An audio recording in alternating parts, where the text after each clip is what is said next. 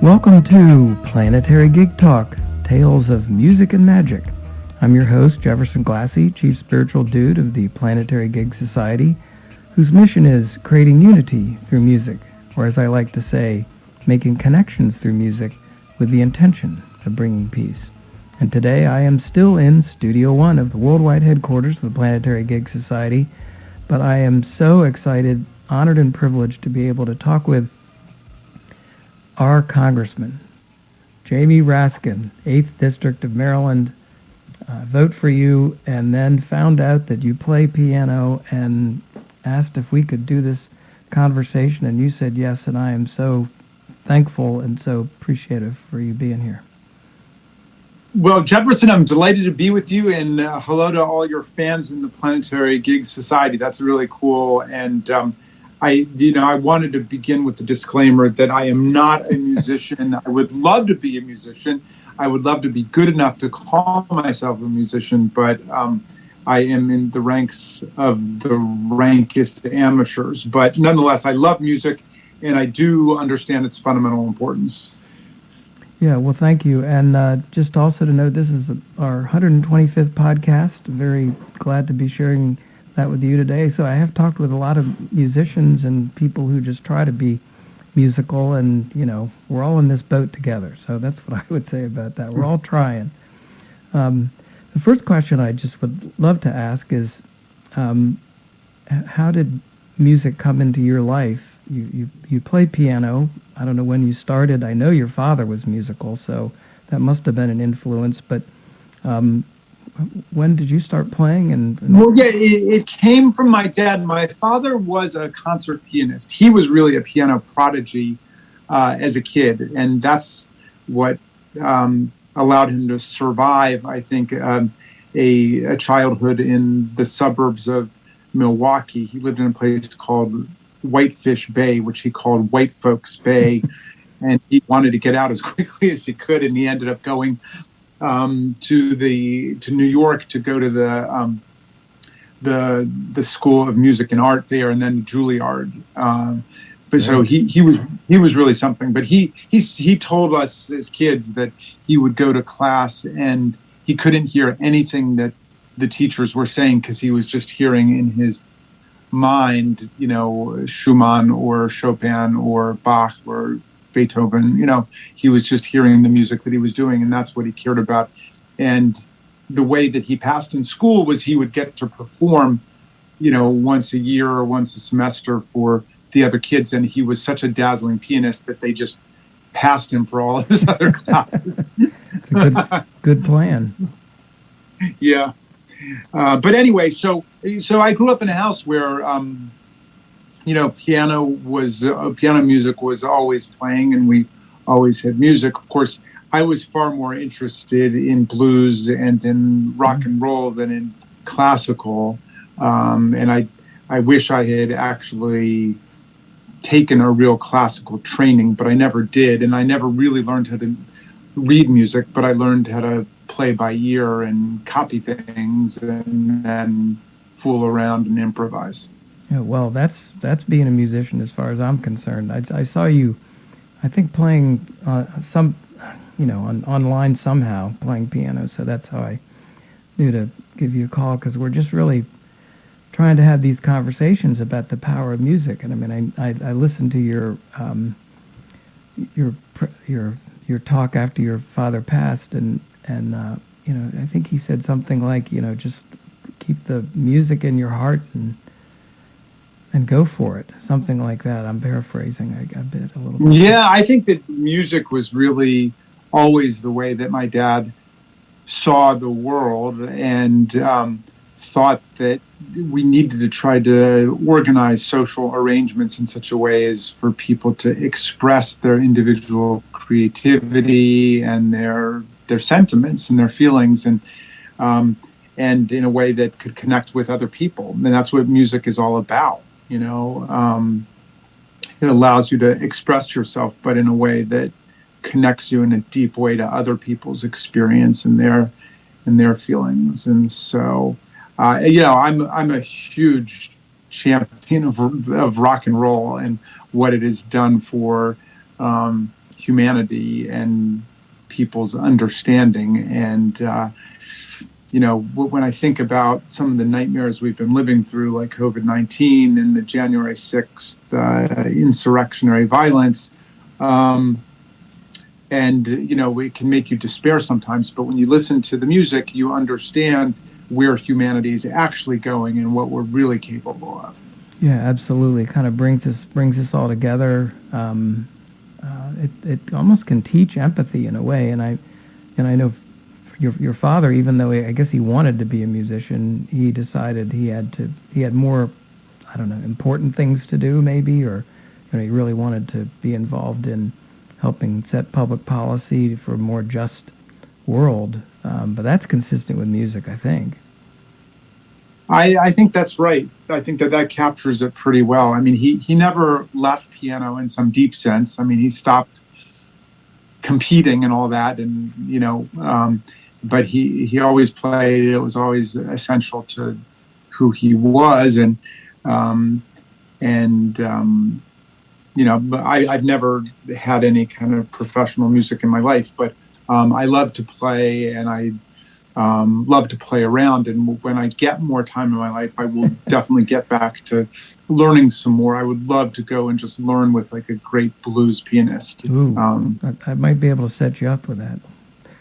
Well, good. Yeah, let me know who you know, because that would be fun for me. But it's obviously important for young people. It's important for kids, and so many of the pathologies of our time have to do with people being isolated and separate from each other, and social media being used to break down and interrupt social connection. And we need to use the technologies to bring people together. Right, absolutely. So I know you've been busy with all these things, and we thank you because we're right there with you.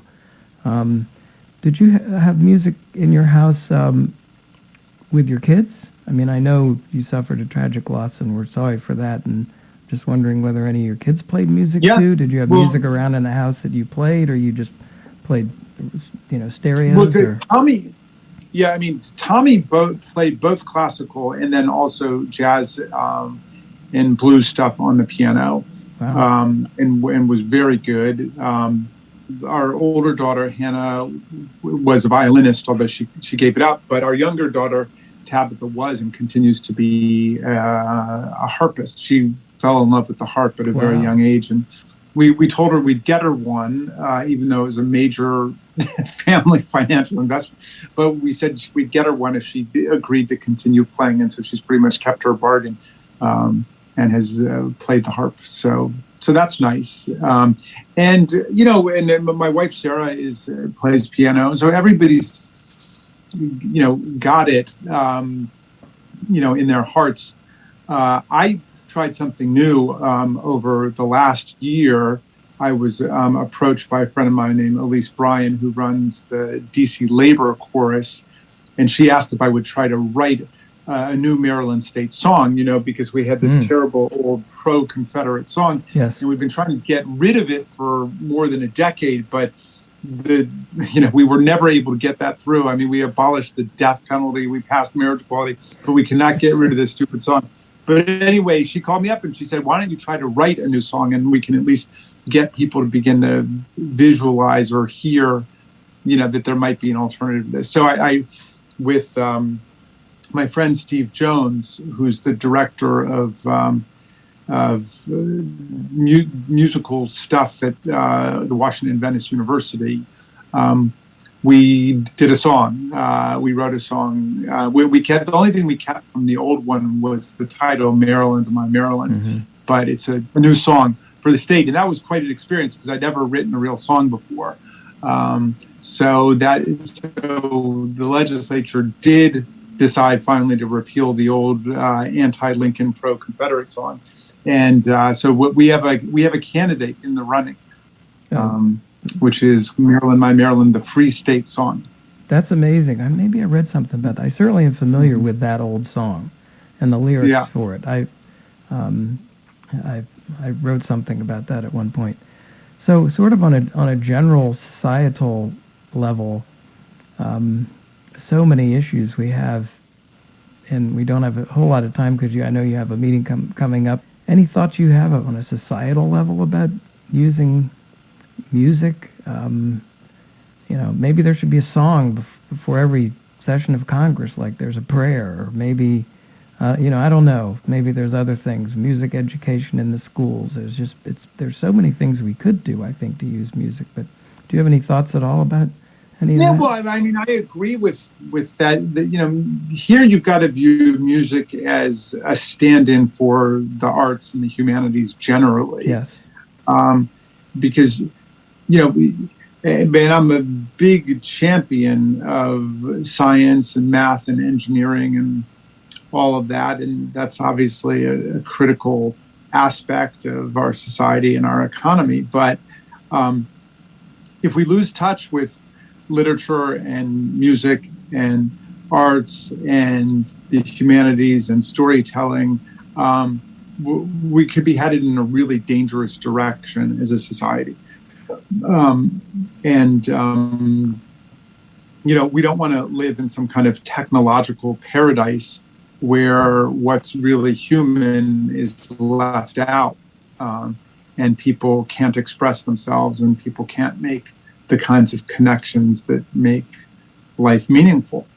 It does set you up for like an authoritarian, dystopian, fascist future if we don't keep alive the possibility for literature and music and arts and plays and so on. All of that is what makes life most meaningful for people. Yeah, the things that bring us together rather than the things that divide us. So, I really appreciate the time. Maybe, when you have more time at some point after, defending democracy the way that you are, which we really appreciate, we can have more conversation about it. I know a couple of blues pianists, so maybe we can get together on that. Yeah, see if they'll give me some lessons so I can figure out what I'm doing, all right? Yeah. It's great being with you, Jefferson. Keep up the great work and send my love to all the great music people out there, okay? Okay, will do. Thank you so much, Congressman. Really appreciate it. Jamie Raskin, everybody.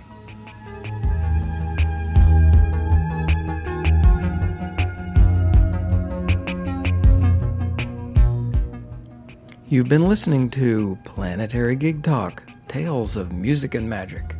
We talk with musicians and others about the power of music and how music can help create a better world. Planetary Gig Talk is a program of the Planetary Gigs Society, a nonprofit Section 501c3 charitable organization dedicated to bringing peace through music. Please check out our website at www.planetarygigs.org. We have resources on the power of music, books, movies, articles, as well as information about new programs, including Planetary Gig Talk Live, a discussion with musicians about interesting topics related to the power of music. Planetary Music Project, a video show where we travel to visit musicians around the world and discuss their music, instruments, and communities. Concerts for Democracy, in which musicians play songs and discuss democratic values. Democracy needs music, and music needs democracy.